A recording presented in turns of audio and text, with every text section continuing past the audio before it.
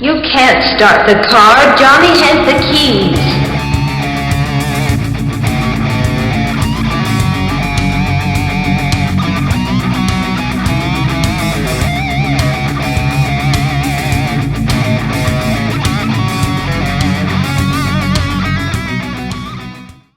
Hello, hello, hello, and welcome out there in podcast land. You have reached Johnny Has the Keys, a podcast and YouTube channel where two guys get together and discuss horror, science fiction, films, television, literature, all different kinds of things. If you are new and just finding us, welcome. We're glad you guys are here. If you are on YouTube, do that, subscribe, ring the bell, do all that fun stuff you have to do. If you're on a podcast and listening to us, great, and let your friends know that we're here. If you're returning, then yeah, you must be a friend already. So we're glad you're here. My name is David. I'm here with Tim. Tim just bumped his mic, but that's okay. Oops. How have you been? What have you been doing lately? Well, since we've been... yeah, well, I had a wonderful Thanksgiving. I hope you did as well. Yes, yes. It is still the very end of November, so we're not quite into December yet. But we have a Christmas episode. A little bit about Christmas shopping. Yep. Yeah. Three.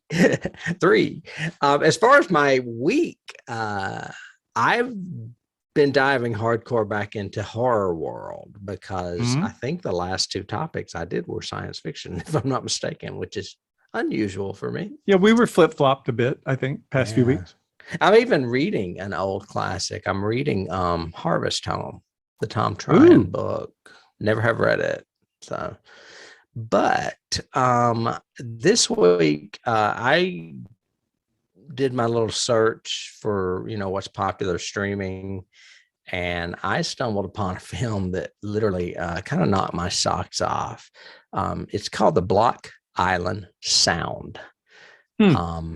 It gets, I think it got 100 on Rotten Tomatoes. If not, it's really high. It's like a 98.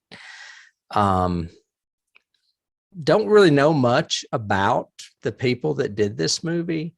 I think the lead woman is the director's sister, and she has done more than he has as an actress. She's done other things like television and stuff.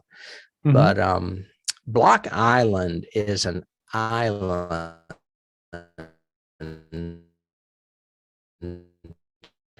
out off the coastline, and the island, I looked it up, and it is kind of squarish. I don't know how to describe it. It's a real slow burn. It is not intense in your face horror. Okay. But it builds so creepily. And there's literally hardly any special effects in this movie whatsoever. And yet you still feel it.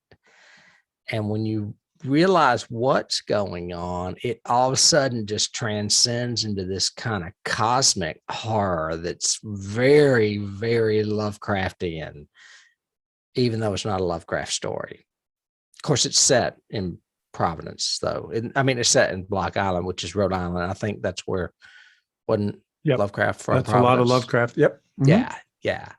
So maybe he was influenced by that. That guy that does the lead right there, he's been in a lot of TV stuff I've not seen. Like, I think he was on The Last Ship, one of those USA series or something. He's really good. I was impressed. And like I said, if people didn't like something like Hereditary, then they're going to be bored with this too, because it's slow. It's so funny you said that. I was just about to ask, so does it have that Hereditary vibe where it's that slow burn, but then it just twists and that near the end there and gets really crazy? It does have, I don't know that it's a twist. Once you start seeing things play out, you've already seen them play out. You just didn't see them as much. So you start going, oh, this is a repetitive thing here going on. And then the only thing I disliked about it is at the very end, I mean, the very end, like the last 20 seconds, something happens that kind of took me off guard. And I was like, oh, I didn't see that. I wonder why they did that. But other than that, the movie's high up there. As a matter of fact, I would probably put it on next year's list. Yeah. Okay.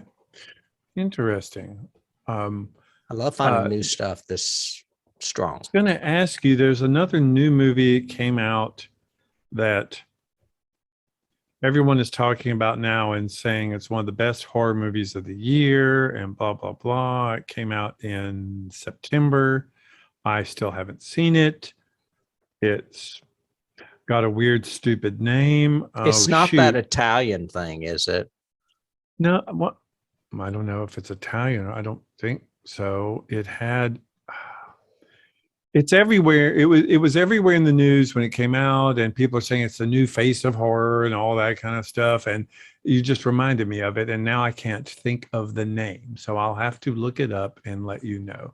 But it's a one-word name, like Hereditary. Oh, and it's never mind. it's done by the same guy that did Insidious, and it's got a silly name, and I never gave it any credit, but you just reminded me of it. I mean, it's got a silly name. It's like Morbidity or something. Anyway, curious. So, because the one I was thinking of is called A Classic Horror Story, and it was hyped up on Netflix as being this huge homage to Italian horror movies, and that it was going to be super fantastic and all this stuff. And I was really gung-ho about it, and it's not exceeded above 50% on Rotten Tomatoes. It looks like it's terrible, so I've been reluctant to watch it. It's okay, I just looked it up. It's called Malignant. It's the name of it. It's done by the same guy that did Insidious.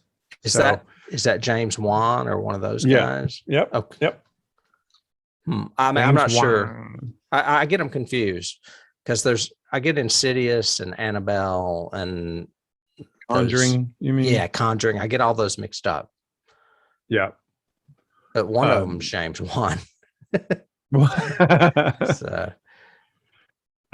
Okay, well, that was interesting. I mean, that because this one has a longer title that I would never have taken as a horror movie, whereas Malignant is along those lines of that one word single. Oh my God, that's definitely a horror movie.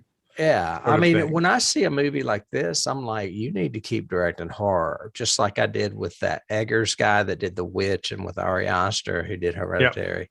It's like this guy's got a good grip on how things work. Keep going, and you might be a Flanagan. Right. You know, exactly. Sort of School of Flanagan. There you go. School of Flanagan. Well, I was the exact opposite, because with the holidays and everything else, I have literally done nothing. I have not been able to catch up on anything. I've thought about, maybe I should dive into Deep Space Nine and finally finish that series, but I didn't. And then I thought maybe I'll start Voyager again and see if I like it, but I didn't, because I talked myself out of that really quick. But so, no, I haven't really had a chance to expose us to anything new and unique. So I'll have to try harder for next week before we do that. Well, I've also been diving back into my rewatch of all the Walking Deads, but I didn't want to bore everybody with that. What? Walking Dead? Isn't it over by now? No, Come my God. on. Season 11 has been fantastic. And I had left off with season 5 when I stopped a while back. So I picked it back up occasionally. I'll just watch one of those before bed. It's good, sleepy stuff. So antithesis to every other human, I mean, I'll just watch this zombie eating somebody before bed. Brains bashed out with a baseball bat. Good night. Good night. Sleep well. I mean, horror before bedtime. Yeah, I do it all the time. I mean, that's a recipe. I can swear by it. I'm sure. I'm sure. Well, we are in horror land this week. So Merry Christmas. That's right. I had mentioned this to you, but actually, I guess I'm the one that's going to be saying it. We are in my territory for the next 3 weeks. Yes, for our December classic. Right. We were trying to put together a little bit of a special thing for you guys out there. So we did we did a couple of sci-fis before Thanksgiving, and now we're going to do back to back 3 horror movies, 3 and classics. my ring light is out, so I've added this in honor of horror. I've added this half light shadow look that I'm sporting like a here. Profile going there. I do. I've got the dark side is over here, sort of thing over here. Yeah. Cute Pink Floyd. Yeah. So but anyway, what are we doing? Well, we are doing 3 horror movies by the master, Mr. Stephen King himself. Who? And not only are we doing 3 Stephen King movies, we're going to go way back to 3 classics. And we're going to start today with the very first one. His very first novel. Was it his first movie as well? It's his first movie as well. Huh? He was very fortunate, and he admitted that. It is 1976's Brian DePalma directed I can't say it. Brian De Palma's version of Carrie. There have been multiple versions, and as far as I'm concerned, and King, this is the best. I would agree.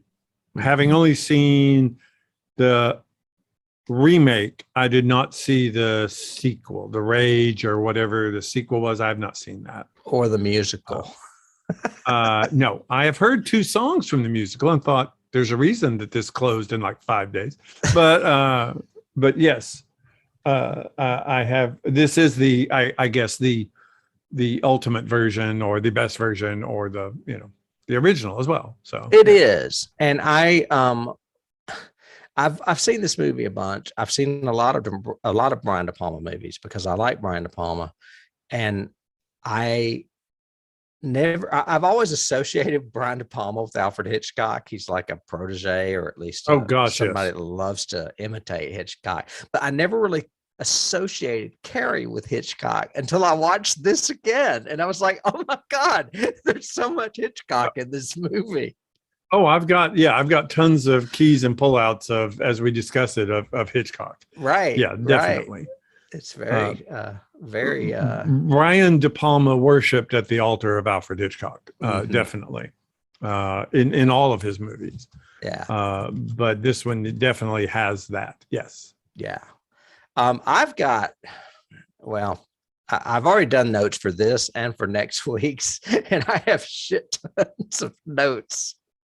So I'm sure you do. We could start, I guess, a little bit of background. It was Stephen King's first novel. He wrote this, the first novel he published. He had written others. He wrote this novel while he was working for $1 an hour at an industrial laundry. Did that lead to the short story? Yeah. About the laundromat? A lot of his short stories are about jobs that he held in the past. Right. Being a teacher, being a writer, working there. Let me ask, when was the first time you saw this then? Let's try that. I did not see it in a theater because I was only 11 and it was R-rated. So I guess my first viewing of it was either probably an edited version on television would be my guess before videotape. I actually did see this in the theater. Okay. And liked it in the theater. This viewing was interesting for me again because I have not seen it in decades, probably. So watching it again was unique to see the vintageness to it, but also the imagination and the creativity that they did it with. But I remember seeing it in the theater. I'm trying to remember if I think I had read it prior as well. Because to my recollection, the first novel I ever read by Stephen King was Carrie. I remember when it came out in paperback. Yeah, it's a lot different. It's not as good as the movie. And King will I agree. It drags and it's slow and it's not as apocryphal, although I did like the ending of the book better than the ending of the movie.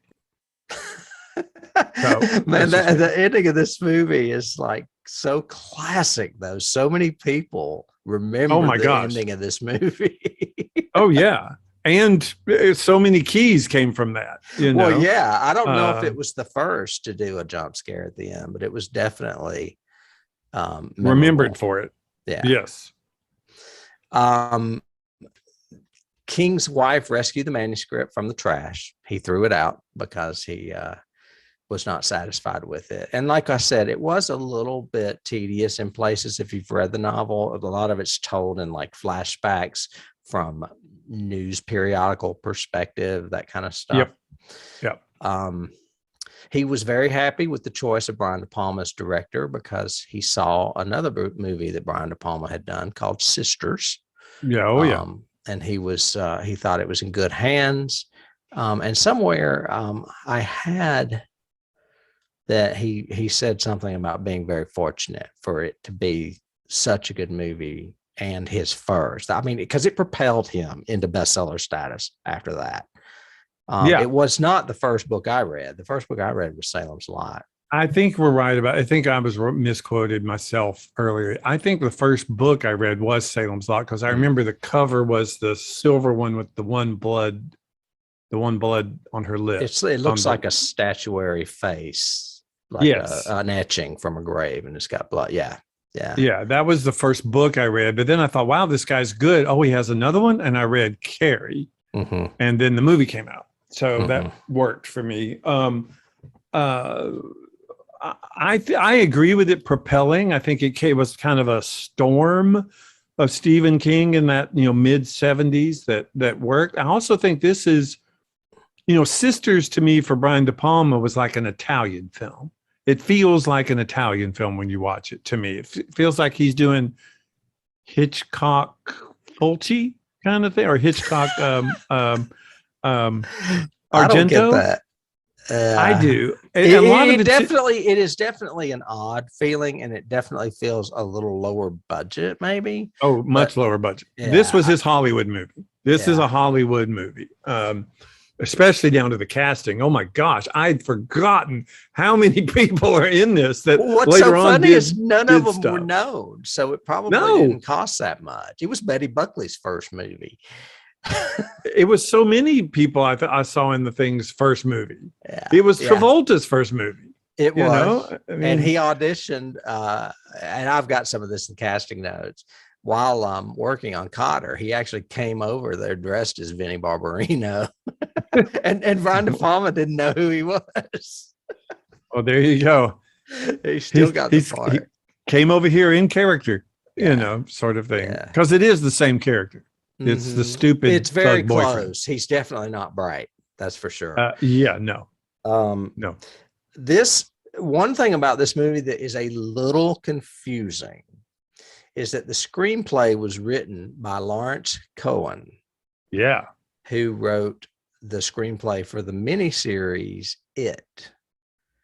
It's not the same Larry Cohen that did It's Alive.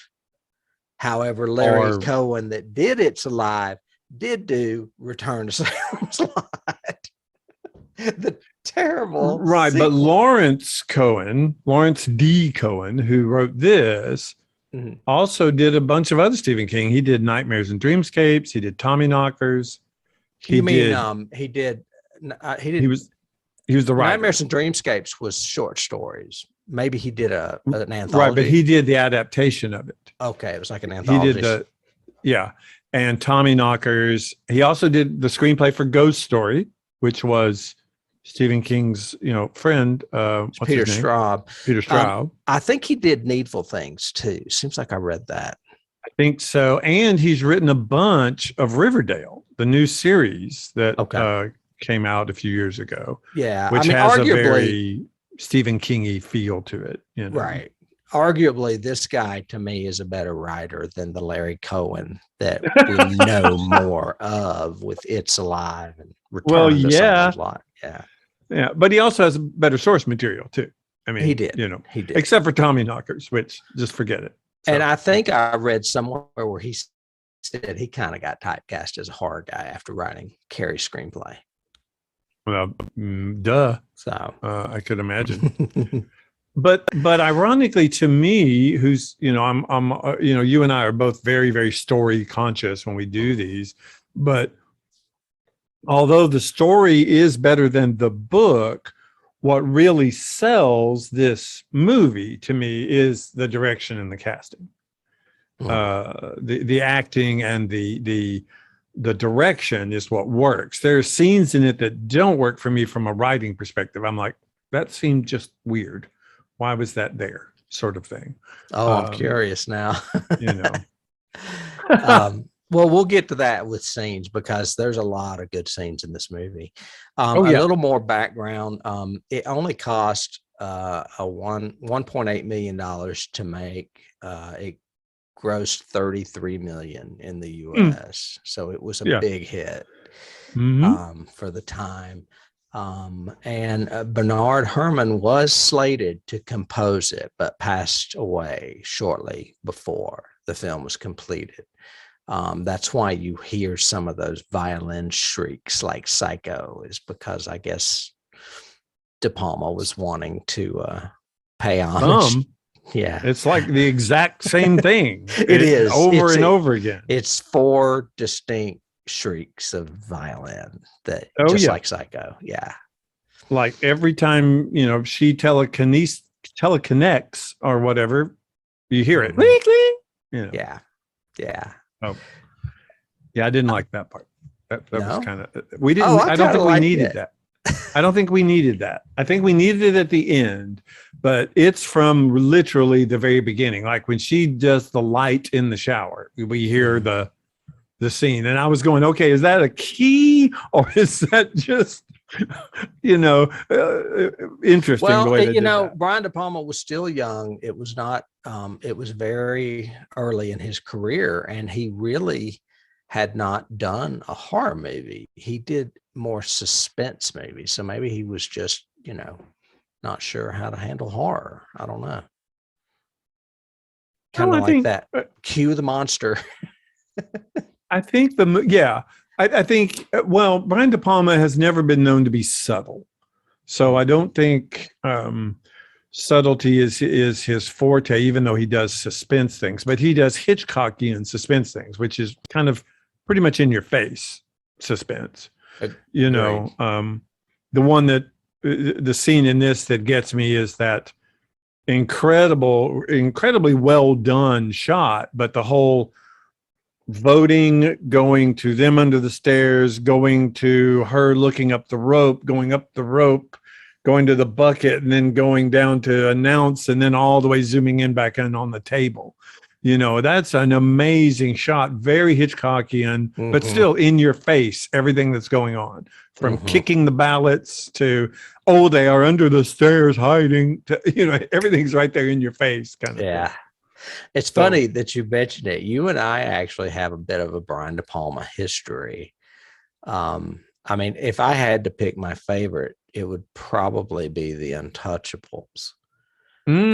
Great movie. But you and I went and saw Body Double like 2 or 3 times. Oh, because we were blown away by that movie when we saw it. So Hitchcock and so cool and such great. I think that's his masterwork of Hitchcock. And then he learned he could do a movie that really only has like 2 or 3 Hitchcock references in it with Untouchables, because Untouchables is a very, very, very well done movie. Probably, I would agree. I think it probably is his best. Yeah. And then I've mentioned that movie in the past, Fear Itself. That's just a compilation of horror movie clips. They show tons of scenes from Dress to Kill in it, which is another Brian De Palma movie, the Angie Dickinson one. Yep. Yeah. But, and then I have Sisters is one of my favorites. Too. I mean, there's just, he's got a plethora of suspense movies. He did kind of pick up the mantle when Alfred Hitchcock died and kind of carried the torch for a while. Well, I also wanted to mention that the success of this movie was amazing considering the year it came out as well, because there were so many incredible movies that year. And this one people still remember, and it stands out. You know, I mean, I've got the Taxi Driver, Rocky, the first original Rocky, Logan's Run, The Omen, Network, A Star Is Born. I've got this big list. I was going, oh my God.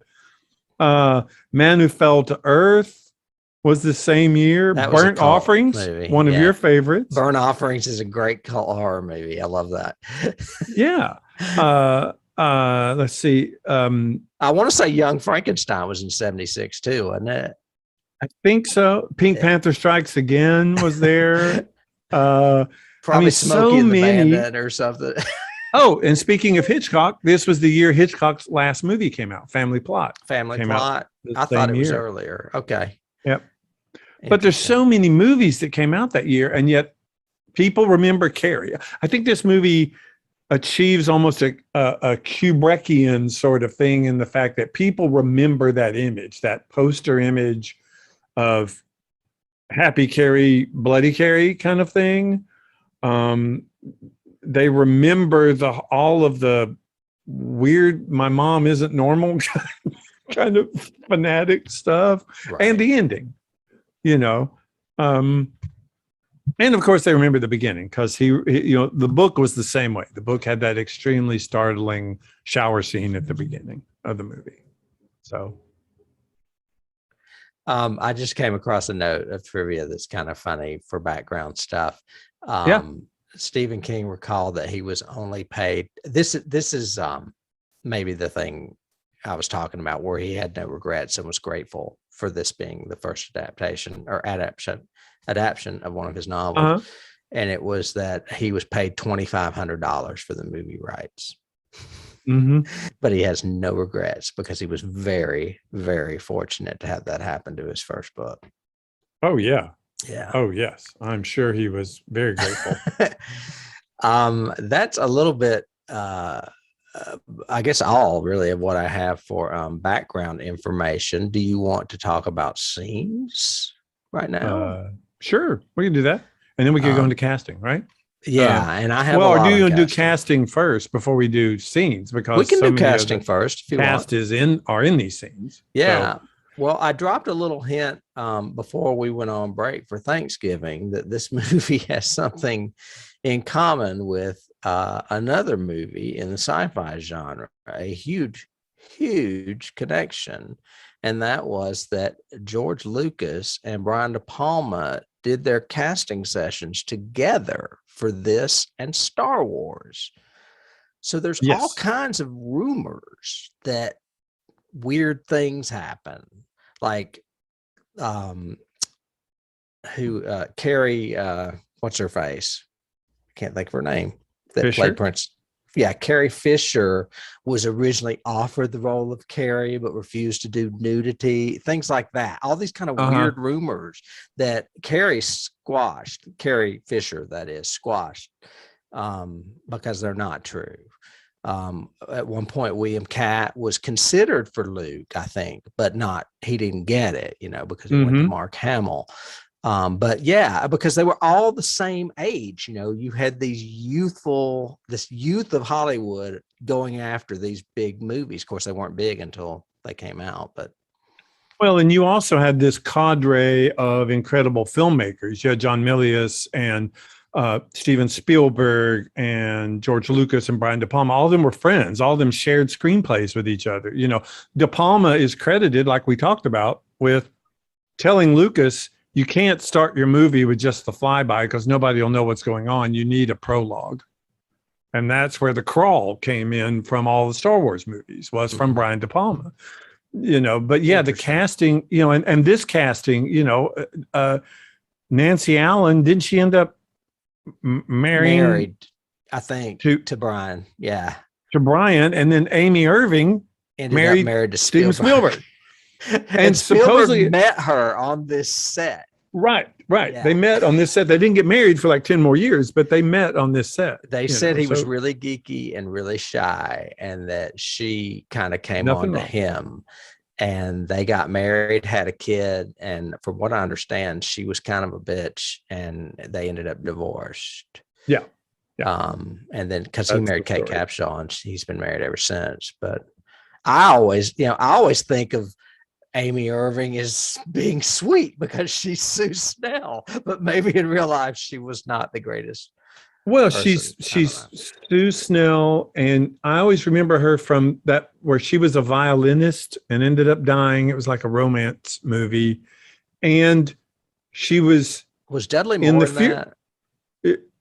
I can't I don't remember. maybe I don't know. I'd have to look up her filmography. I know what you're talking about, but I can't think of the name of it. But and wasn't she the one in The Fury? Wasn't that Amy Irving, or was that Nancy Allen?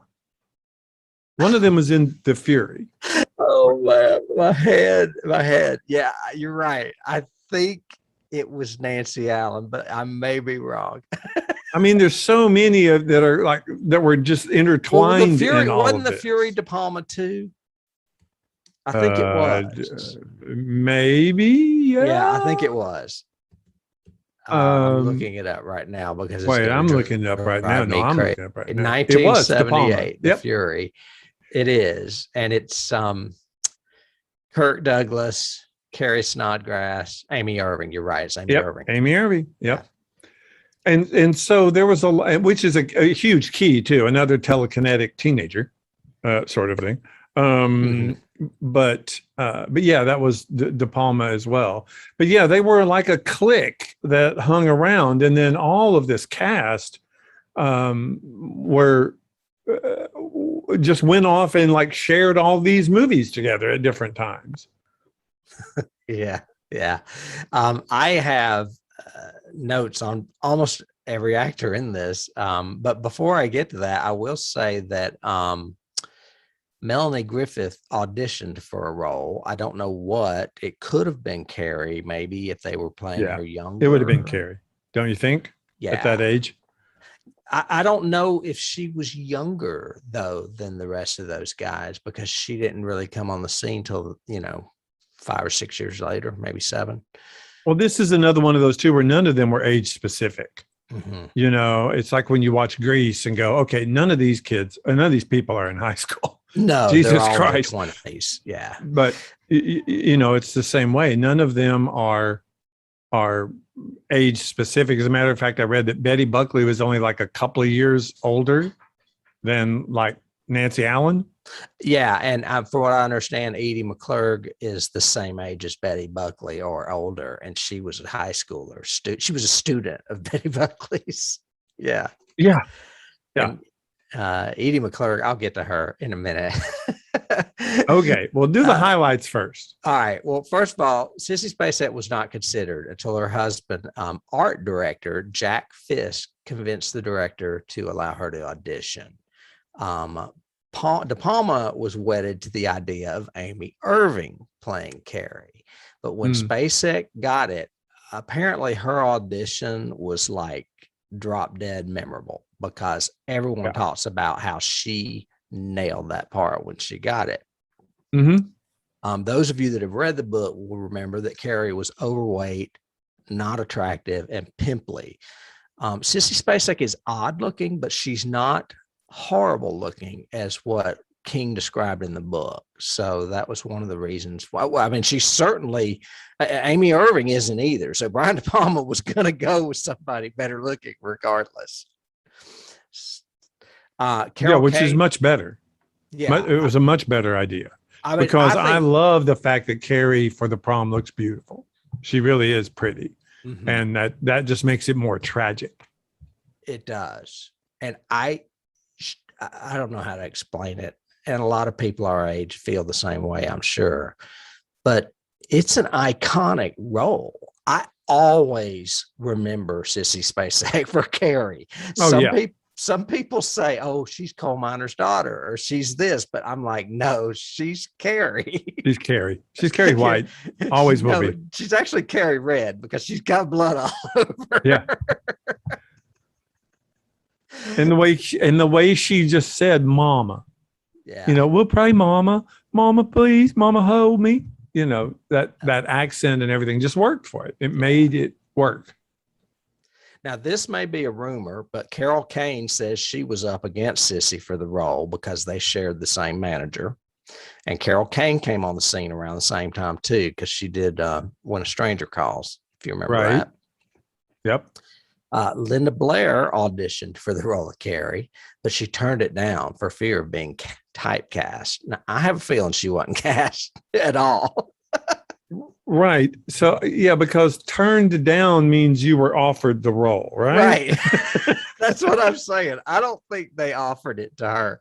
She doesn't strike me as a Brian DePalma beauty, so to speak. No, if he had the choice between, let's say, Sissy Spacek, Amy Irving, or Linda Blair, I'm going on this side over here. Yeah. No, and honestly, I don't mean to sound sexist, and please forgive us viewers if we do, but Brian DePalma not only mimicked Hitchcock's technique, he kind of mimicked his casting as well. He cast pretty people in his films. He wanted that Hollywood look. And started his movie with full frontal nudity. Okay. Yeah. So there you go. More than one, because I think, didn't he do it in Dress to Kill too? Isn't that a shower scene? With Angie Dickinson? Yeah. Yeah. Oh yeah. But yes, I mean yes. Jill Clayburgh also auditioned for the title role, but was passed over. Farrah Fawcett, could see her playing either. I could see her playing Carrie or Mom, Margaret. Okay. I could see Clayburgh playing Margaret. I could see that. Oh, I could too. Yeah. I don't know about Carrie, but I could definitely see her playing the mom. But see, I'm seeing her older. I don't know what she was like then, you know. True. Farrah Fawcett auditioned for the part, but she dropped. It says she dropped out. I don't believe that, due to conflicts from Charlie's Angels. Yeah, no. He didn't get cast. That one either. However, he might have cast her if she had a good audition, because she is pretty. Yes, true. And then it says Betsy Slade was his original choice. I looked this actress up. I'm not that familiar with her. Are you? Mm-hmm. Betsy Slade? I'm not. No, me either. Based on the strength of her appearance as a teenage girl in seeking an abortion in a film called Our Time. I haven't heard of that either. No. Mm-mm. But it says Sissy Spacek's screen test was so persuasive, she ultimately won the role. So of course, yeah. she was excellent. I mean, I didn't see the screen test, but the role is excellent. I have nothing hardly at all for Piper Laurie, who we love not only for this, but her role on Twin Peaks as well. Twin Peaks, baby, yes. She had been in retirement. She was known for the movie HUD, I believe, with Paul Newman. Yes, and The Hustler was her big one. Oh, maybe that's the one I'm thinking of. Maybe it wasn't HUD. I don't know. It was a Paul Newman movie, though. And she was thoroughly convinced, even through filming this film, that it was a comedy. Did you know that? I had read that. Yeah, that she thought it was a black comedy, and that's why she played it so over the top. Yeah, she played it crazy over the top because she's like, there's no way anybody's going to take this seriously. Yeah. But Brian De Palma obviously had other things in mind. Amy Irving was originally, like I said, scheduled to play Carrie, but Nancy Allen was going to play Sue. So Nancy Allen was going to play the good girl, Sue, and Amy Irving was going to play Carrie. But Spacek came in, like I said, with this landmark audition that I read lots about, and it all of a sudden made everything shift. It pushed Amy into the secondary role and Nancy Allen into the tertiary role, for lack of better adjective. They called it the musical chairs. Here's where I had the Spielberg note. Spielberg asked out a lot of the women on set, and Amy Irving was the only one who accepted. Well, smart girl. Yes. Yeah. And they had a son together. Yeah, Max. Yeah. Max is their son. Mm-hmm. William Katt, let's see. Amy Irving, who played Sue, originally auditioned for the part of Princess Leia, and William Katt, who played Tommy, auditioned for Luke Skywalker. Obviously, they ended up in Carrie and not in Star Wars. So right. They did audition for those roles. I have nothing on John Travolta except, like we said, he was really popular at the time for a television show called Welcome Back, Kotter. And he just happened to kind of stumble into the audition dressed as Vinnie Barbarino and got cast. So, yeah, he went from, Vinnie Barbarino to Billy Nolan to whoever he plays in Grease. Same freaking dude, except the other one he could sing and dance. Now, somewhere in there, he did Blow Up with Nancy Allen, which is another Brian De Palma movie that's pretty good. I think that was in the late 70s, though. Or early 80s. Early 80s, yeah. Which was a remake of the French movie. Yeah. Blowout, yeah. It was. And somewhere in there, he did Urban Cowboy, too, because he just took off after Grease, man. It was like, well, and he did Saturday Night Fever in there, too. Yep. He had a lot of roles right there that kind of launched him. Oh, yeah, definitely. We mentioned that Nancy Allen married Brian De Palma, and she married him in 1979. She was in several of his films, including Dress to Kill and Blowout, which, like we said, reunited her with John Travolta. Betty Buckley, who we know more for Broadway and theater than we do movies, but she was the mother on Eight Is Enough. And she was, what's her name?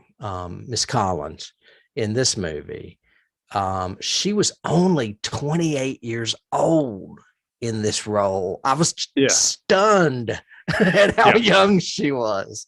Yeah, because she doesn't look it. She looks very mature. She looks, I mean, I would think mid to late 30s in the, the way she's made up and the hair and everything.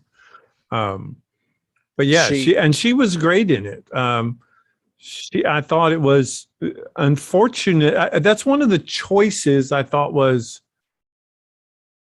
good from a scary standpoint, but bothered me as a viewer, because she was Carrie's like only parental or only mature friend who really cared about her and everything. Carrie like cuts her in half, Like, okay. I think I want to say something similar happens in the book, where she is sympathetic toward Carrie, but she kind of pities and resents her too for being so weak. And I read somewhere where, I don't know if this has got anything to do with like, I don't want to get into sexual politics here, but that she played the role as a lesbian. Like, so maybe she was angry with Carrie at not being a stronger woman. I don't know. I don't know where that comes into play. Could be. I mean, I didn't get any of that. And the only thing to that subtext I got was in the scene with the principal where she says, but I could see the girl's point of view. I could sympathize with them and the way they treated her. It made me angry too, but that's really the only reference. After that, I mean, the scene where she's telling her she's beautiful and look at her hair and wear some lipstick. And then the scene at the prom where she's all, here's, let me tell you my story. And I hope you have a beautiful time. And then she's actually trying to save Tommy and gets cleaved in half. I was like, oh my. She does. Well, Carrie sees her laughing because in the book, I distinctly remember she does laugh. And now that you mentioned that line about she says, I kind of sympathized with the girls for a minute. That line stuck out to me. I was like, put that line in there because of a lot of stuff that happened in the book. I think he was trying to justify behavior to come, and maybe that line was there for that reason. I don't know. Yeah, I think they just needed maybe something a little bit else to make her negative. I mean, I felt, and I even took it in my notes, is he writing all of these girls as total bitches and jerks just so we'll sympathize with Carrie at the end? I mean, there are scenes that seem so forced. Well, PJ Souls is not anybody's best actress ever. But she got cast because she hit Sissy Spacek over the head with her hat in the audition, and that they kept that in the movie. Yeah, it's in the first scene as they're walking by. Yeah. But she's so over the top, and the girls are all treated as so unsympathetic And part of that, I think, is a little bit of DePalma's misogyny, because I will say it's a hell of a lot of that. And it was the same way with Hitchcock. There's a lot of similarity going on. Oh, yeah. And, utilize these beautiful women for beauty rather than, intelligence or anything. Yes. But he makes them, he writes and directs them so cruel. I think, in my opinion, it feels manipulative, because then by the end of it, then they deserved it. What Carrie does, they, of course, it doesn't hint at the other, X number of dozen people that never did anything to Carrie still got burned alive. Right. But, well, details. I mean, but and back to the oddness with Coach Collins, for lack of a better term, I guess that would be her name, Coach or Miss Collins. She, at times, she's abusive. I mean, she hits Carrie. She hits Nancy Allen across the face, clocked her. Oh, yeah. And I'm like, well, first of all, teachers don't do that. Second of all, are they trying to show that she does have a duality that could make her, Right. That's what I mean. I would have my suggestion would have been that in the scene where she's being nice to Carrie at the prom and saying da da da, something happens that makes her like say a bitchy line or say something nasty, like, but you're going to have to grow up and start dancing, or something. She needed a twist, I think, there, because she seems so genuinely nice and everything else. It's the same thing. I don't really get. Well, we'll get into it when we get into the story. We're still in casting. Let's go. Yeah, we're in the cast. Hang on. Well, I had Betty Buckley's 28. She was only 3 years older than Nancy Allen and PJ Souls. So you're right. She was playing a teacher to students who were just a couple of years younger than her. Right. Kind of like a senior teacher that I had that was only 4 years older than me. Now that I think about it. Anyway, actually, that may be all I have. Oh, no. She also provided, before she did this, she was up for a role in another DePalma movie and didn't get it. And Brian liked her so much, he used her for voiceover work. So she is the voiceover also in this movie of that kid on the bike that goes, creepy Carrie, creepy Carrie. That's Betty Buckley. Yep. And I've read she's done voiceover since, of course, several times in different things. And she's a singer too. I have like 4 little brief casting things. Yeah, go for it. I'm done. One, it struck me as soon as I heard his voice, but the teacher in the English class who's reading Tommy's poem is the dude from Cuckoo's Nest. Yes. He played Cheswick. Yeah. My cigarettes. My cigarettes. So I had that. Cigarettes. I want my cigarettes. And I read somewhere, and I'm not sure if it's true, but Mrs. Snell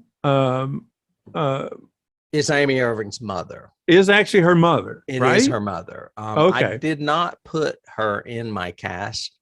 I cut and paste these into my own notes, but yeah, I cannot think of her name, and she is an actress too. Priscilla Pointer. I have her in my notes. Yes, and she's done other movies as well. Well, and then I have, of course, PJ Souls, who I think I have. Is she contractually obligated to wear a baseball hat in all of her movies? Because she does in Halloween as well, and. Again, as soon as I saw her, I went, okay, I know PJ Souls. I mean, she was like, young boy in the 70s, lust object sort of thing in all Halloween, her movies. She shows her boobs. Yeah. Yeah, for sure. And see anything you like? Edie McClurg, as soon as I saw her in like the second scene, I went, where have I seen her? So I had to stop it, look her up. And she plays the nerd girl Helen in this.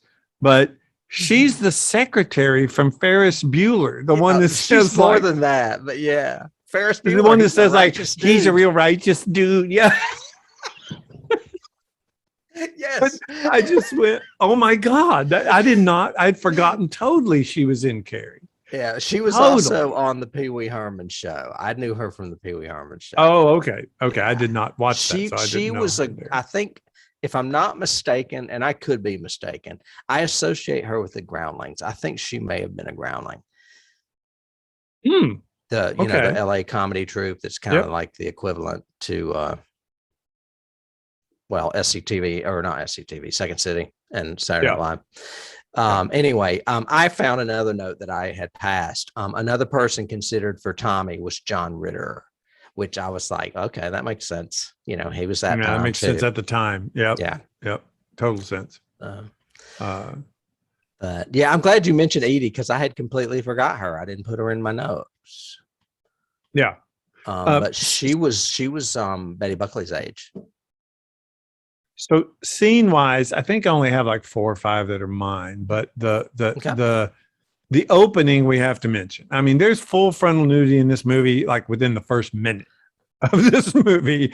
And it's such a, this slow Hitchcockian pan of this locker room, then the slow zoom in to Carrie in the shower, which sets up this whole thing. And I always remembered that scene in this movie, not just as a young adolescent male, but also the shock of it kind of thing. And I remember from reading the book, because I do think it's the opening chapter of the book and it's very frightening. And I think he did a really good job of that, despite the fact that, I even put in my notes, is this like the standard male fantasy of a girl's locker room? It's like full bush everywhere. And I'm a gay man, and I noticed it. Yeah. And they're like everywhere. They're like hugging each other and giggling and slapping towels and all this stuff. It's kind of like that cliche of, well, every time girls have a sleepover, they have a pillow fight. Wearing, I was going, and they practice kissing on each other. And they practice kissing on each other. Yes. I can't leave that scene yet. First of all, it's like you said, it is stark because there is a lot of nudity, but it is so beautifully shot, and that music is so iconic with it. It's almost like watching an X-rated tampon commercial or something, even though they throw tampons at the end. That's not what I mean. But you know what I'm saying? It plays hokey and legit at the same time, simultaneously. Well, yeah, it plays like a high-class porn shot sort of thing that ends in something really scary. Yeah. And to me, I had a key out of it that, just that intense close-up of a thigh and suddenly blood starts coming down. Did that inspire these latent Eli Roths and body horror people of how horrific it can be just to show blood on a, skin sort of thing? Because it's not what I would call gory, it's horrifying. And I love the fact that he kind of puts us in Carrie's position of we don't know where the blood came from or what it is for a few seconds. If you're bleeding, it's scary because you don't know what's going on. I mean, especially in her predicament. But I mean, if we do the same thing, if we cut ourselves or whatever, it is a body horror to us. Right. And he puts us in that moment, which I think is great. And then to the whole horrific throwing tampons and pads and giggling and laughing, and then the teacher shaking you and hitting you. I mean, it's just like, oh my God. Yeah. But then I have in my notes, sorry, we do not need the violin music for the bursting light effect. Sorry. It's just, I didn't like it, but Well, you know what? It's overkill. It would have been a lot more subtle if you didn't have it, but we would have still noticed it. Correct. Yeah. That's what I mean. It would have been, he's not known for subtle. So, but I also think he wasn't known for, I mean, I guess he was known for horror, but it was like something a bad horror movie would have made the mistake of. You know what I mean? Like an inexperienced director. But I mean, when you see such a shot that's so masterful in the beginning with all that stuff, and then to do that, it's like almost like a paradox. It's like, how could somebody that's that skilled do something that stupid? Yeah. Yes. Yeah. And that's why it stands out to me. It's kind of like the other scene a lot of people talk about in this, which is in my list, is the rotation when Tommy and Carrie are dancing. Mm-hmm. And the fact that it starts out so nice, but then it gets more frenetic, so much so that you're going, oh my God, this is worse than Blair Witch. Could you stop, please? It's a little dizzy. It makes you dizzy for sure. Right. And it's again one of those, was that the right choice to make? I read in doing research for this that he intended that because it throws the audience off at the end and makes them uncomfortable and shows that these two kids have wild abandon. They're just going for it and they're crazy. And I was like, no, I didn't get that. I got, please stop this shot. You're bugging me.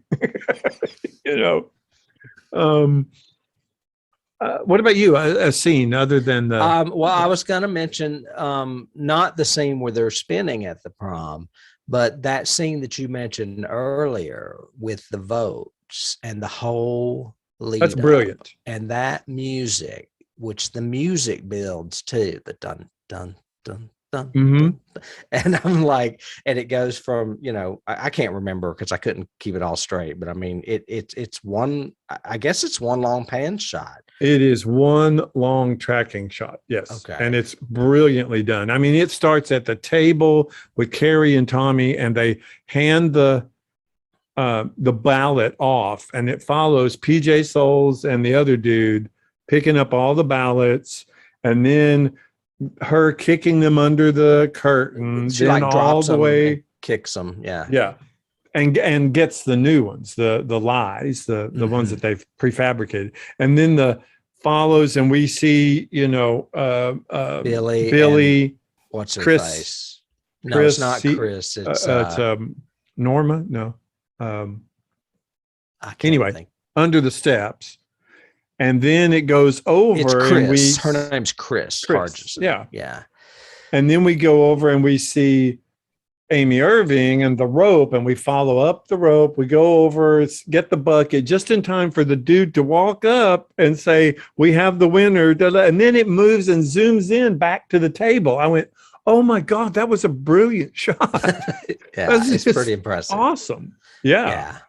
And then I love later when they kind of echo it with Sue in there, and she's next to the rope and she keeps seeing it move, and like they cut back. Oh yeah. Like she sees it, she traces it, she sees that it's tied to a bucket up in the rafters, and then it cuts to Carrie and Tommy on stage, and you just see that one little streamer go down right where they are, and you know that streamer came directly under that bucket, and that is where that bucket's going to go.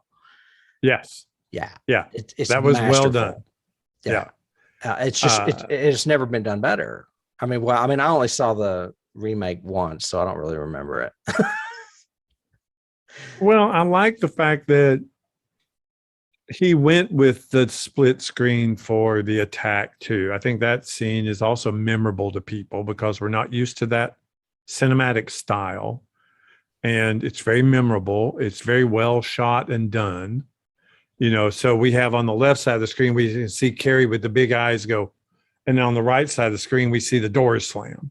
So he doesn't have to cut in between them. He's literally editing them at the same time. And so that was really a genius, I thought, in the way he shot that. His diopters work. A lot of people don't like Brian DePalma using split screen, which he has used in multiple movies. Oh, yeah. But I think this movie might be the best version of it he has ever done. Yes, because it makes sense. It works together and the timing works. It's not a gimmick. In Sisters, I kind of gave it a gimmick because we're seeing it from two POVs. Okay, that makes sense. This one, it's furthering the visual language, the story, the scene. It's working together. In like Body Double and the rest of them, it doesn't work. It seems forced, like a contrivance. Like, yeah, it's like, I'm why going do you to have to do this every movie? Right. Like, I've got to find room in here to do my split screen stuff. To do my split screen. Yeah, exactly. But it works really, really well, I think, in this movie. It does. And he cut it. I mean, there were lots of parts he filmed that he cut because he said it didn't work. So he knew what to take out too. The slow-mo works in that sequence as well. Mm-hmm. It intensifies the tension, I think, Mm-hmm. and that's a visual language that sound works. is, and lack of sound is great in Yes. that scene too. When he picks the moments of just hearing the rope swing and the dripping, Mm-hmm. and that's all you hear, even though you're seeing people laugh or clap or whatever. Yeah. And you've got the whole Sue's trying to warn them, and Miss Collins thinks she's trying to interfere, and she stops her, and you're like, no, don't stop her. She sees what's happening. She knows what's going on. Yeah, there's a lot of tension in that scene. His diopter scenes work really well. Like when we first see Billy, and Billy's in the foreground and Carrie is way far away, and they're both in focus at the back of the class, in the front, in the middle of the class. You're talking about Tommy, not Billy. Billy is John Travolta. Yeah. Tommy. Yeah. When he uses that dual focus lens, the same thing we see after the first scene, we see Carrie, and we also see the principal in the background, both in focus, kind of thing. And that was, that's a very Hitchcockian thing, but DePalma does it really well. And to me, it carries through a lot of the thing that I really like at the beginning of the screenplay that they don't do later on. And I was wondering if it was a screenplay choice or a director choice or whatever, but there's a lot at the beginning of this that happens not in the scene or the scene you're in. It's happening like dialogue in the background. You hear, people talk about stuff or say things or whatever and communicate information, but it's not in the scene you're watching. It's the principal and the teacher in that room, or it's the kids talking over there about down the prom, and we're focused over here. Mm-hmm. It's we're looking at Margaret White here in the foreground reading her Bible, but we hear mom in the background saying, it's that white woman. I'll get rid of her. Give me a few minutes. And, it was really cool and clever the way they did that, but then they didn't do it. Like halfway through the movie, they stopped. And I guess they didn't have another opportunity to do that, I guess. I don't know. They did run out of money. I know that. Like in the movie. Obviously. Well, in the book, they had, in the book, Carrie, with her telekinetic power, there was allusion to other events, plus there were allusions to other events where rocks rain down out of the skies. And at the end of the book, Carrie, she brings rocks out of the skies and literally pummels her house till it's gone. And in this, they had to satisfied with having the house kind of implode and sink into the ground because they couldn't afford to do the boulders. They wouldn't work or something. I don't know. Anyway, I read where they made cuts based on budget. Yeah, I had read that the climax, because in my notes, I have this climax doesn't work at all. There's no reason for what happened to happen because we have been given from the very beginning that this telekinesis is coming from her. Mm-hmm. She's causing this. Mm-hmm. And usually in moments of extreme stress, just like kind of a poltergeist is or whatever, which is what King, I remember, talks about in the book. She reads up on poltergeists and reads the articles and all that.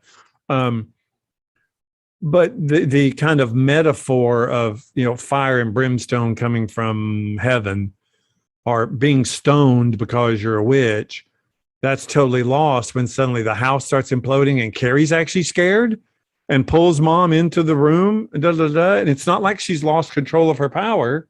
It's not communicated at all. We just don't know why this is happening. And I think that was a really bad miss in the story and in the movie, but it's made up for because we have this dream sequence at the end that scares us. Mm-hmm. So we all just kind of forget about that. Yeah, the dream sequence is very Nightmare on Elm Street. Oh my God, is it key? I mean, that was bing, bing, bing, bing, bing. Yeah. As far as short takes on a couple other scenes, the Saint Sebastian in the closet with the glowing eyes. I always remember that from when I was a kid. Scary as shit. Scary as hell. I was going, man, that's a scary Jesus, even though it's not a Jesus. Yeah, and it's not Jesus, but it looks Right. like him. The scene where Travolta takes the sledgehammer to the pig, I'm like, I can watch, heads of humans crushed all day long, but when you start killing animals, I freak out. So I'm like, out of there. And then lastly, that last scene with Margaret White, when Carrie comes in, goes up the stairs and goes into the bathroom, and the whole time Margaret is standing there and you don't see her move until Carrie until she has gone into the bathroom, and you're like, holy shit, I didn't see her standing there. No, that was brilliant. That was a great lighting, great shot, great structure, everything. Yeah. Loved that. I thought that was really good. The whole when she stabs Carrie, I'm like, oh my God, she's fucking insane. And she stabs her, and then Carrie lets it loose and the knives start flying, and they all, impale her to the wall, just like that statue in the closet, same position, with the knives and the arrows. So well, and those I were the thought scenes. Thought that allegory was great. I think, it can't go without saying every scene Piper Laurie in is creepy. She is really good at this character. And, of course, one of my big keys is, this is the genesis of Mrs. Carmody, this same religious fanatic character, but played so well. Even the scene where she comes up the stairs and she leans and she goes, I should have known it would be red, about her gown and everything. Oh my God. It's pink, Mom. It's pink, Mama. It's pink. It's just, I always thought, Carrie White could be Petey Fisk's sister, or Jodie Fisk. Yeah. Mama. Yeah. But yeah, I mean, Piper Laurie is brilliant. There's so much. Yeah. Yeah. I mean, there's just a lot going for this movie. And I tried to get Dennis to watch it. He's like, I don't need to see it. I'm like, you should. But anyway, it was nominated for a few awards. It didn't win any. It was nominated. Oh, I know what I was going to say before we get into that. I love that scene where Mrs. White goes to Sue Snell's mother, and she's at the door, and she starts preaching, and she's like, come in. She invites her in, and she gives her money, here, let me give you $10. And then Piper just gives her that look like, you're paying me to go away. Yeah. Oh, I see. I love that shit. And then she does that turnaround with the open. I hope you find Jesus. Yeah, she's a whack job, big time. So anyway, she was nominated for an Academy Award, as was Sissy Spacek, for actress and supporting actress. I don't know who won, but neither of them. And like you said, there were a slew of huge movies at the time, so it's not surprising. It was nominated for Best Horror Film as far as the Saturn Awards, and it was nominated for Best Supporting Actress, Golden Globe for Piper Laurie, but none of these won. However, it is included on the 1001 movies you must see before you die. So, of course it is. Yeah, it should be. And I think it should be. Yeah, I definitely think it should be watched and appreciated for the time, the hairstyles, I mean, I just think about where I was when this movie came out. I was in 7th grade, and all you heard about was, oh, they dumped pig blood on this girl, that kind of stuff. Oh, yeah. And it was huge. I mean, we were all talking about it, and we couldn't go see it because it was R-rated. Right. I have some pluses and some minuses. So pluses, they have a card catalog. I thought that was really cool. I hadn't thought about that in years, but that was neat to see a card catalog and them react and Carrie looking up stuff actually. And I read in trivia that literally is a real quote. They didn't create that for the movie. That comes from a real book. Yeah, the whole I read definition of telekinesis. Yeah. I love the choice, the acting choice Sissy Spacek makes when she's sitting with her mom. Again, another great scene by both of them.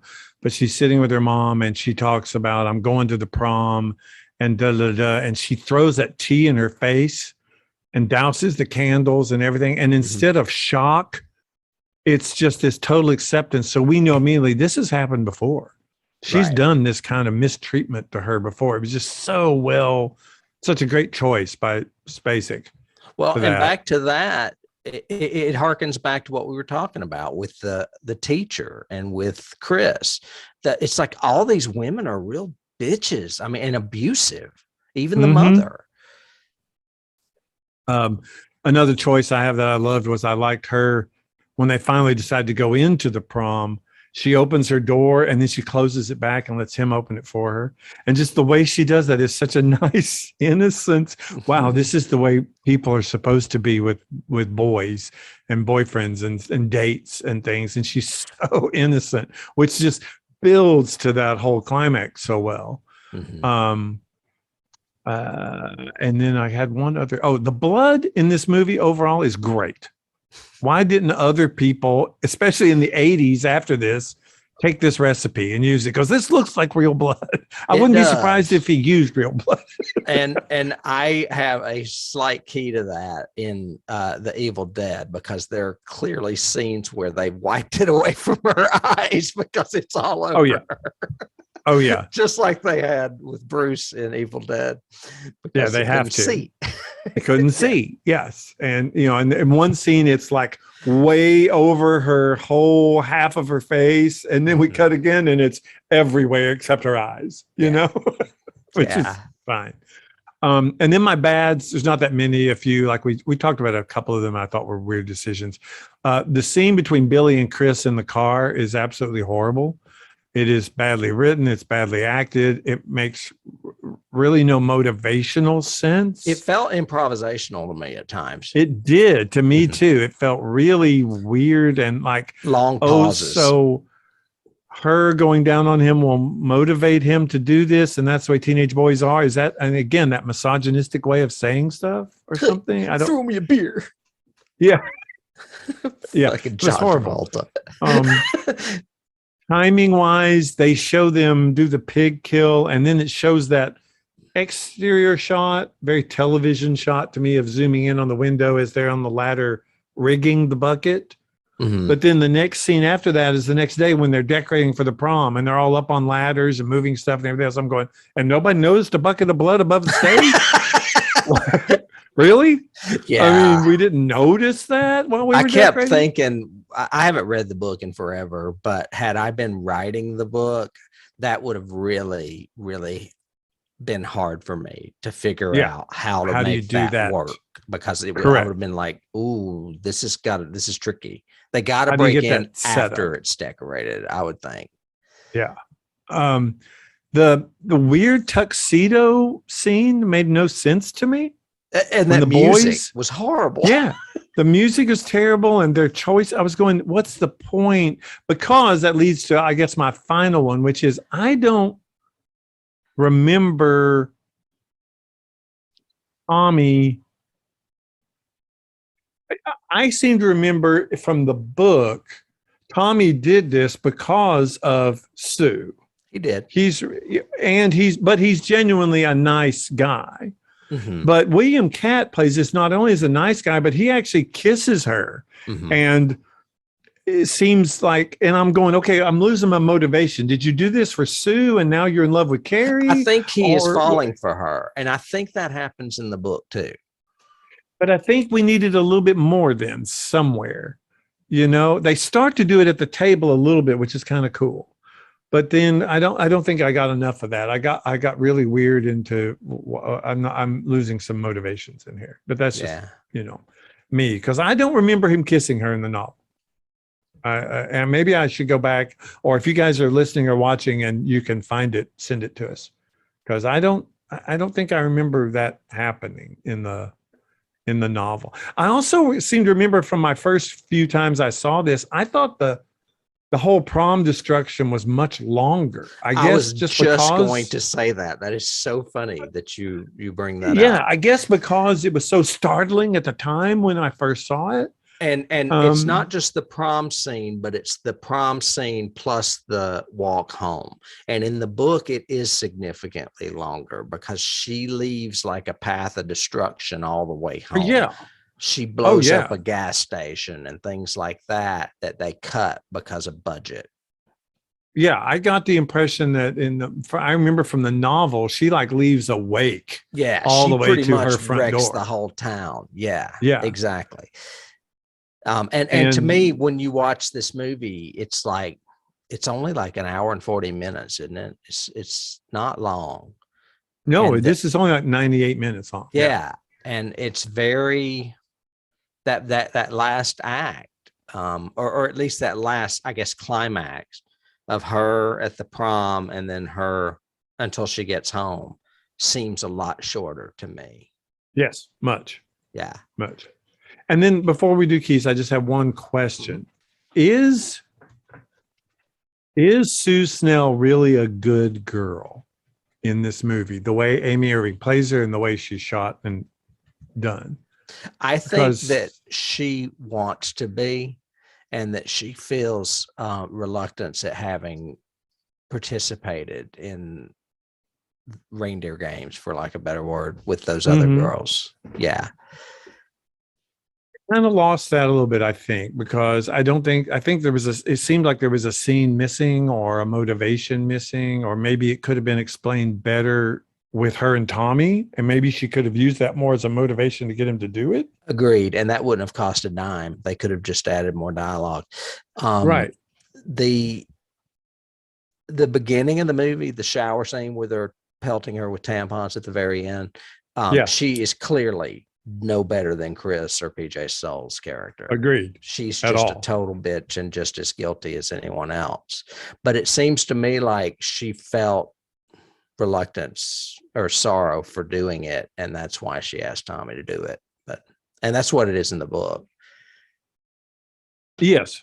Yeah, I seem to remember it being much more of a kind of her making amends for however many years she's been abusing Carrie. Yeah, sort of thing. We've talked about a few of them already. I know we've run a little long, but I don't mind because I knew these movies would be fun. And I'm sure we have keys, so we can head that direction. I didn't have really anything else. I want to talk about the walk home, but there really wasn't much of one. I mean, basically, she makes Chris and Billy crash their car, and that's about it, isn't it? Yeah. And I remember the gas station from the novel. I remember the cops later on talking about seeing the whole street, and like telephone poles were moved and transformers blew and like an earthquake or something. Yeah. Very catastrophic. And then it ending with essentially her pelting herself and her stoning herself and her mom to death. Yeah. Which was her choice. And in the movie, it doesn't seem like it's her choice. It seems like she's unleashed something she can't control. But that doesn't work if we have this little sad, sobby scene in the shower and everything else with Mama. So, how about that bath where she's just kind of soaping her hair and the water's all red? Yeah, like gross. Again, good blood. Good blood and good blood and water reaction, which you don't get with K-Bro syrup. Yeah, the whole time I was like, don't be soaking in it. Get in the shower. Well, gross. They can't have a shower. Showers are from the devil. Yeah. Well, they save the showers for Dress to Kill. Yeah. Yeah. Angie Dickinson. And school. Yeah. All right. So what? Yeah, maybe Carrie now has an aversion to showers, by the way. True. Very true. Oh, yeah. Keys. I You have already mentioned Mrs. Carmody. I mentioned Nightmare on Elm Street, and we mentioned Evil Dead. Well, and Nightmare on Elm Street, you also have Friday the 13th, any of those that have the ending jump scare in the last like 30 seconds.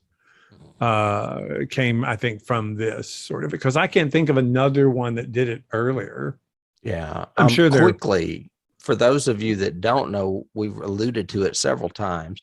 At the very end of the movie, there's a dream sequence where Sue Snell is going to put flowers on Carrie's grave. And when she does, a hand shoots up out of the ground and grabs her wrist. And that's like, she wakes up from a nightmare. Yeah. But it's not Carrie's grave, it's Carrie's house. It's the house. It's where the house caved in. She was entombed or whatever. But it ends in a very Hitchcockian feel of that person screaming as we just slowly get the God's POV pulling back, with the string music. Very Hitchcock ending. Yeah. And the reason it looks like a grave is because there is a tombstone. It's actually just two sticks or two pieces of wood as a cross. And it says Carrie White burns in hell. Yeah.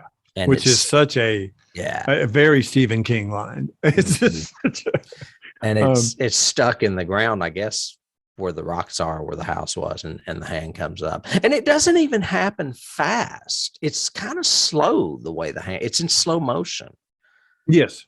Yeah. But that whole sequence is in slow motion, which is, again, to me, is very Nightmare on Elm Street. Actually, the more you mention it, the more it is like the original Friday the 13th when Jason jumps out of the lake at the end. It's extremely similar. It's like Sean Cunningham just said, "Oh, let's do that Brian DePalma thing."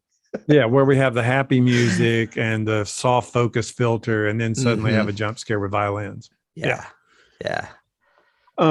I have one kind of a recent one, Wicked and the Dead, when Carrie's mom took that knife and started chopping those carrots. The first thing I got was Wicked and the Dead. I was like, ooh, I can't watch chopping carrots on anymore ever again. We're going to have to do that one next year. I've got it on the list. I have one I looked up and then had to go back and verify, which I saw online somewhere. I think it was on IMDb. I saw it and I had to go back and look. But the name of the high school is Bates High. Mm-hmm. That was intentional. Which is from Psycho, of course. Yeah, I think someone's name was similar to or something somewhere. And that was DePalma. That was not King that did that. Yeah. Okay. I've got there were some definite total ripoff keys right after this. And I remember seeing them. The Initiation of Sarah was a TV movie. And I remember that. I remember watching it. It was someone that was auditioning for this one got cast in that too. I read that somewhere. Yeah. And Jennifer was another one, except she was in college, but it was that same thing. I don't remember that at all. And she was a witch. She actually was a witch in Jennifer, but Initiation of Sister Sarah of Sarah was the telekinesis high school girl again. Funny. See, I think that's all of my big ones. There's a kind of an internal key with DePalma himself and what IMDb refers to as a director's signature, which is the split screen.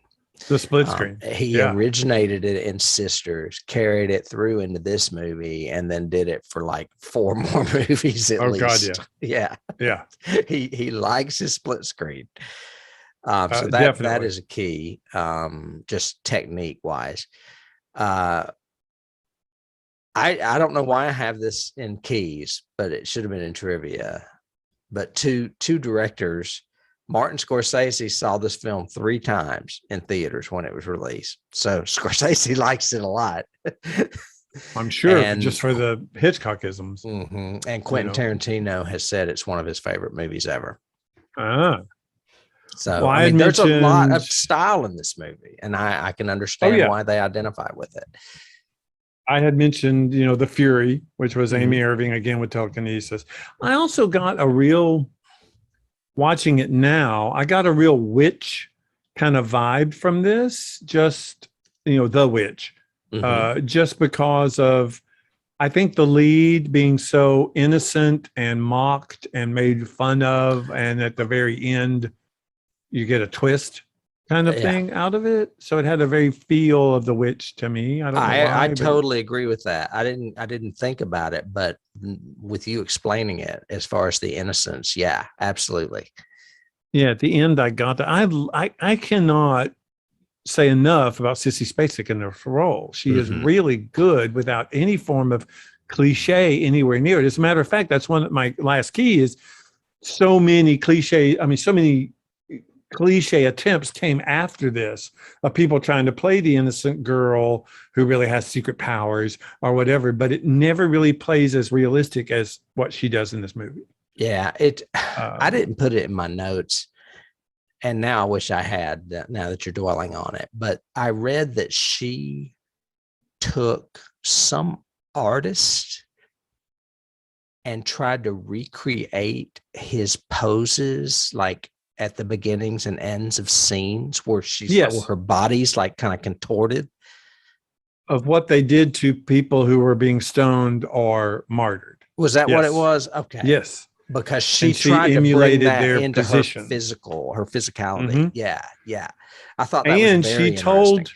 she told the whole cast, a very method, but she told the whole cast before they started shooting that she wasn't going to hang around them. Right. And that we would probably have a lot of fun together as a group, but not during this movie. And she like did that. She hid behind trailers and she went by Mhm. herself a lot and everything else. A lot of method to what she was trying to do with Carrie. And it shows. It worked so well. A lot of good actors do that. I mean, I think we read that Kathy Bates did it in Misery, and she kind of clashed with James Caan because he was just the opposite. And anyone that is in a movie where they play, a black sheep or whatever, someone ostracized, usually. Well, and remember, Cameron kept, Sigourney away from them for a while. So there would be that tension between that them. clash. Mhm. Yeah. Yeah. But I think this is, I think you picked a great one for this Christmas special. I mean, this is just it's my kind of Christmas. It's got red in it, which is a Christmas color, Oh, let's see. I've got another picture there. Let's get Margaret in there. Another key I had is obviously the television series Castle Rock. Yes. And Sissy Spacek was actually in Castle Rock and did The one of best the better episode. episodes. Yeah, Yes. exactly. What do I have here? One of the places that this is King Keys, like within novels. Yeah. One of the places she destroyed was Teddy's Amico, named for its owner, Teddy Duchamp, who is a character that appeared in the body. And Corey Feldman played him in Stand By Me. But all of these characters appear in Castle Rock. That's show. Yes.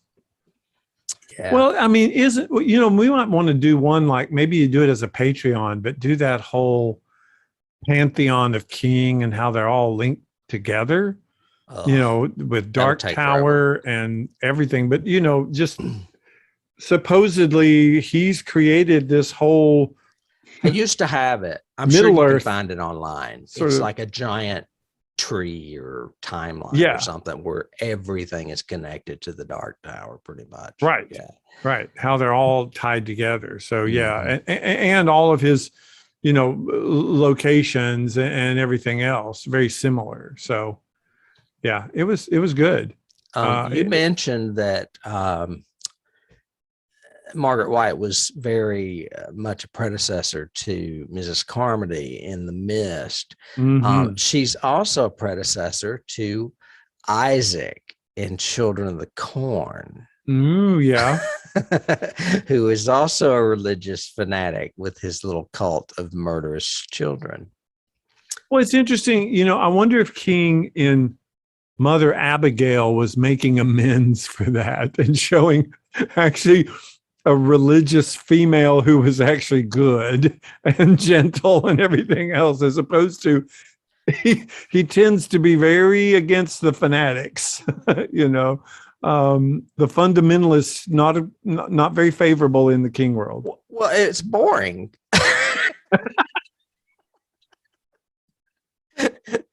Well, you got to have some conflict there. True. I don't know that this is a key. I lifted this from IMDb. It came out the same year as The Little Girl That Lives Down the Lane, that Jodie Foster movie. Oh my gosh. Yeah, I like that movie. It's Yeah. actually playing on Shudder right now, I think.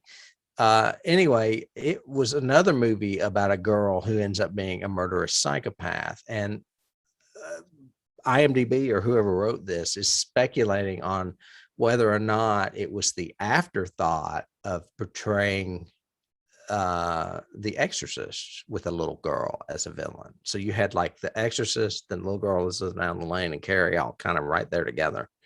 I don't know. I didn't know that. Mm-hmm. Love Jodie Foster. Yeah. I think that's all the keys I have. It's amazing that we got a lot of the keys we have are cinematic or King related, because this is a very original movie. There's Yes. not a lot similar to any other thing, especially any other thing that he has written, with the exception of maybe Firestarter. Speaking of which, Agreed. I've got fires behind me right now.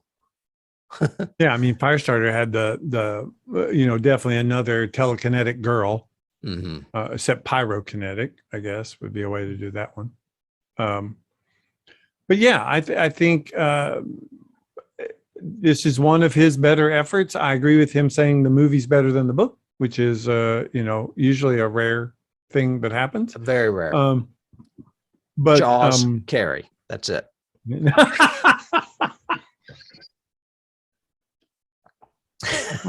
Pretty much, yeah. Although I might jump on the fact that I like Godfather better than the I book. knew you were going to go there. I was waiting. So Oh, that's so funny. there's that. But yeah, I've Charles not read Carey. it, so I can't judge that. But and then All next week right. we have another Stephen King, right? we do. We have 2 more weeks of Stephen King for you this happy haunted holiday season. Yes. So be sure to tune in. We'd like to thank you guys for tuning in to us today. Yes. I was going to flip off my screen there. If you're watching us on YouTube and you haven't subscribed, please do. It's a little button you Please. just click. It's not any effort on your part, but it helps us tremendously. Mhm. If you haven't joined us over on Patreon, please do. We are not asking you to spend money. There is plenty of free stuff on Patreon. But if you decide you do want to watch either of those other exclusive content shows, you can donate as little as $5 a month. It's probably a cup of coffee at Cup of Starbucks coffee. these days. One cup of coffee. Anyway, For the whole month.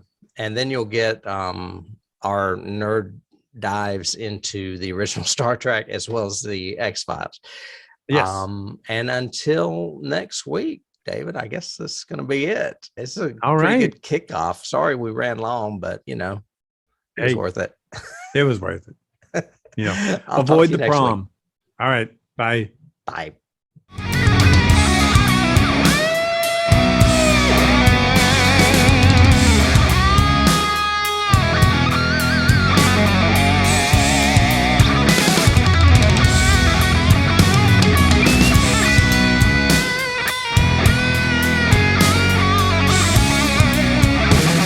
You can't start the car. Johnny has the keys.